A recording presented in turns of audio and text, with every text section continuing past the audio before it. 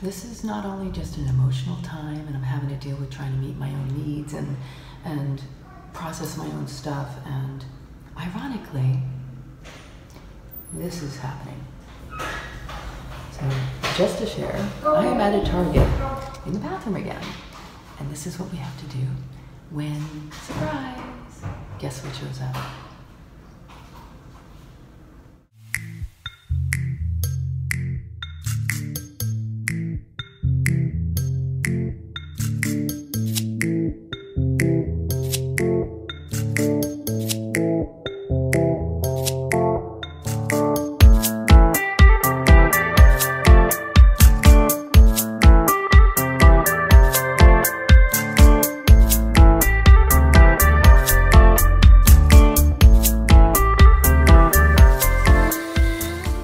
Back in the Whole Foods bathroom.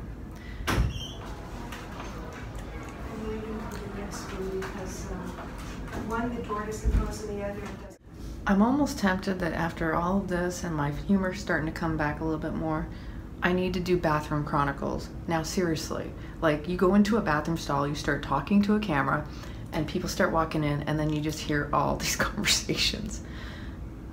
That's on one note.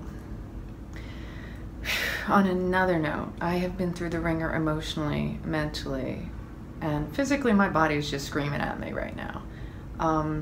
And I started my moon cycle earlier today. That's a whole nother conversation. I had to go to Target. It cost me $41, thank you very much, by the way, for a Diva cup because the pink tax. Does anybody know about the pink tax? It's the difference between a women's razor and a man's razor. Our stuff is taxed and it's a need. It's not like we just want it.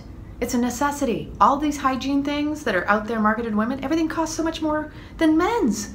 You go and buy the men's razor, it's gonna cost less. And by the way, most of the times it works better anyway, so you get the triple blade. I'm trying to weave in humor because in so much of what's been transpiring right now, it's been interesting dynamically to watch not only the family stuff come up, but my old stuff. Because I need to also confront and sit with my stuff and recognize where, okay, that pattern still exists within me. There's still that edge. And it's harder with family. Like, you know, Tom and I were talking about playing baseball. You know, you can sign up for the major leagues and start out in the minor leagues, but are you gonna be ready to bat when you come up with the major leagues? And your family is the major leagues, y'all. You can do all this work.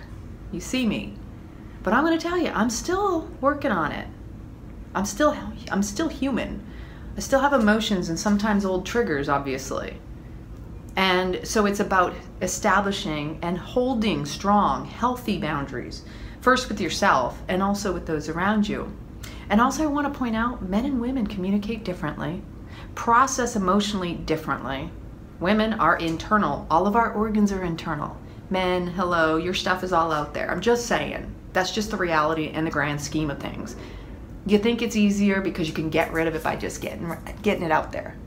And I can play with that one for a long tangent if you really want me to, on another time, in another subject, vlog-wise, or even alive.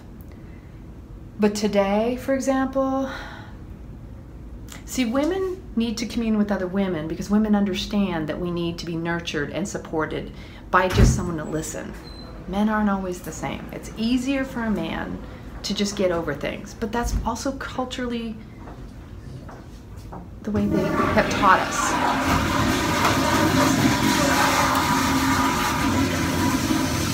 Men aren't taught they can show a emotion. So we're trying to change this.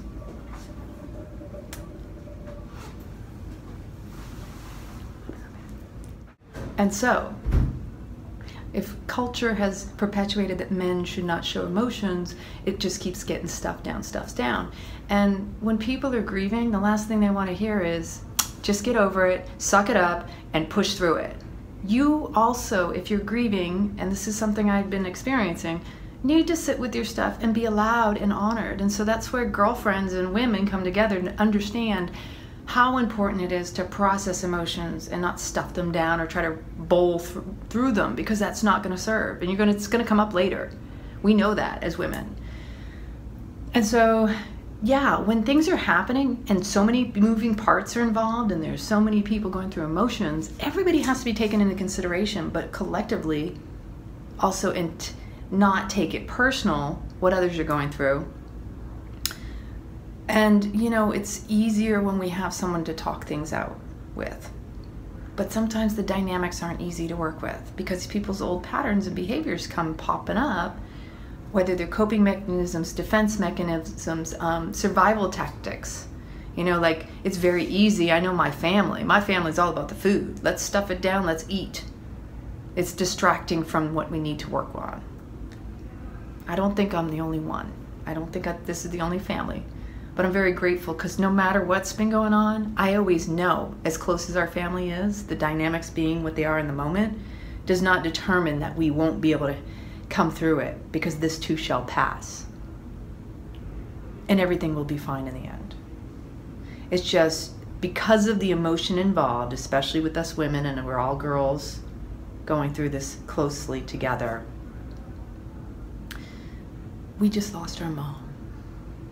And each of us had a different relationship with her. For me, my mom, she knew how to recognize when I needed my needs met. And she would make sure, is Lana's okay? She knew that I'm very emotional and very sensitive. Now, that's not a negative thing again. You want women to be sensitive. You want us to recognize the small details and the nuances and the subtleties going on, because that is our gift as women. My mom knew that I held things in my stomach, that I had issues with digestion, and that came from traumas in my childhood. My mom would come up and squeeze my shoulders and give me a massage because she knew how I held tension, anger, angst, frustration. She was the one I could turn to if I needed to talk to someone for a very long time. And we had only just started talking a lot more recently. So to not have seen her in the past over 8 years, it kills me in a way. It's painful to know I won't see her physically again, or hug her, or have her hold me. And that's for me. And I can't tell you what my other siblings are experiencing, but I know if I'm experiencing what I'm experiencing, it can't be any worse or any less, because that's their process. And I would never try to compare myself to them, because this is not easy.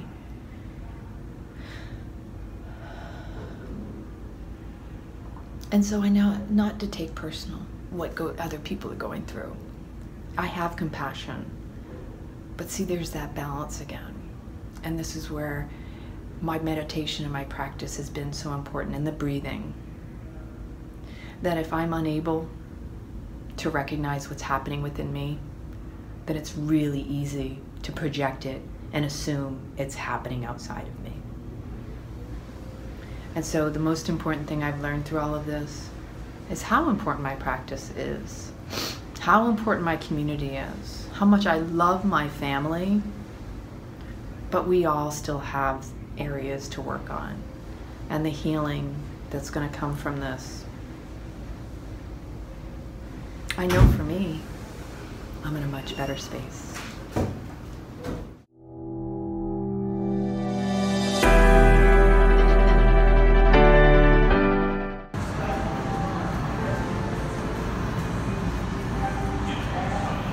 Alright, y'all, we're gonna go see Mr. Rogers, one of my idols. I never watched him as a kid, but I saw a documentary about a year ago, and this is Won't You Be My Neighbor about Mr. Rogers, so I'm very, very excited.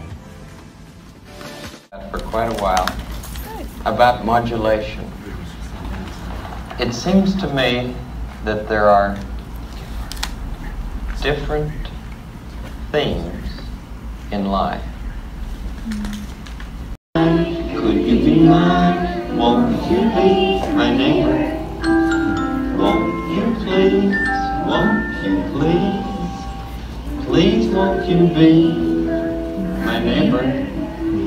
I'm in another bathroom. Not so much. I'm at the movie theater and we're trying to lighten the load, and it is time to go. Yeah, and this is actually a cool movie to be watching because my mother was all about libraries, PBS, public broadcast system. You know, we grew up watching Mr. Rogers and amazing educational TV. My mom wasn't exactly keen on anything beyond that, but she was very highly intellectual. She would read books like crazy. I remember being younger, and she turned me into an avid reader and writer as a result. And she would be reading like 10 books at a time. And it was so impressive. I always admired. She inspired me, right? And it's actually kind of cool and symbolic to go and see this movie today. But also because tomorrow it's time to go home. So I've sat with both of my sisters and we're working on final details, and my sister Lita's gonna be okay. I'm gonna trust in that, because the reality is that she's extremely intelligent, and the hardest part will be getting over the fact that my mom will no longer be available for her. But she also had struggles with wanting her own choices, and sometimes she would express to me that she didn't want mom to always be in her stuff, and that's one of the things I think she'll probably miss it a little, but at the same time she's gonna be realizing that mom stepped away to allow her to grow more. She's extremely smart. I trust with her community here, the church, people will step up to help her, and hopefully she remembers that, you know, she deserves it, and that mom will be guiding these people to her. So I'm extremely hopeful for it, and I'm very grateful to my sister Lori, who's also been compassionate toward her, and everybody's gonna be okay. I mean, we have had our emotional struggles, we're gonna continue to, but I'm extremely grateful that that I have my family, even if we get on each other's nerves, have weird idiosyncrasies and nuances. The reality is we only get one family. And sometimes we have to recognize through compassionate eyes that this other person is there to help me grow. Like, what I dislike in that person is something I need to work on myself. There's some things that I look and go, wow, I remember being like that. Or I remember this situation that seems to inspire that behavior, because I've been through so much, and I am the oldest of the three of us, that I love my sisters and I'd do anything for them. So the understanding is, if anybody needs anything, we just need to pick up the phone and call. So, and then we'll celebrate her down the road in a few months, and we'll see how we organize that one.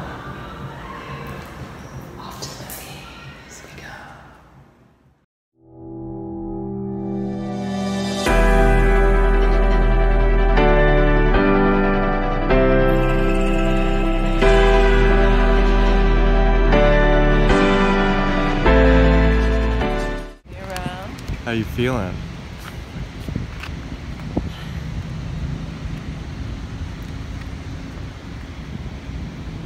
I'm sad to say goodbye because I don't know when I'll see her again. She's a little stubborn. I'm strong-willed. I dislike that my sister is so far, but I also understand that if we were too close, she wouldn't feel as independent as she needs to feel. So in this time when she's going through what she's going through, and she expressed tonight, I am very grateful that she shared that her looking in the mirror, she feels like a piece of her has been taken because my mom is gone. But like I said to her, it's also hard to believe that even though we are no longer seeing her every day or having her in her physical body, it's like she really is more present now. So it's all coming together. It's all right. It's time to move forward and just go through whatever comes up. time to go home. Watched Won't You Be My Neighbor, the movie about Mr. Rogers, and it was amazing with my sister Lita. And it was perfect because, like I said, Mr. Rogers, we grew up with him, so I said goodnight, told her if she needs anything, she's in good hands, so I trust in that. And we'll see you tomorrow for the next episode and where we are on the road. More bathroom stories, I'm telling ya. Just saying, lots of bathrooms.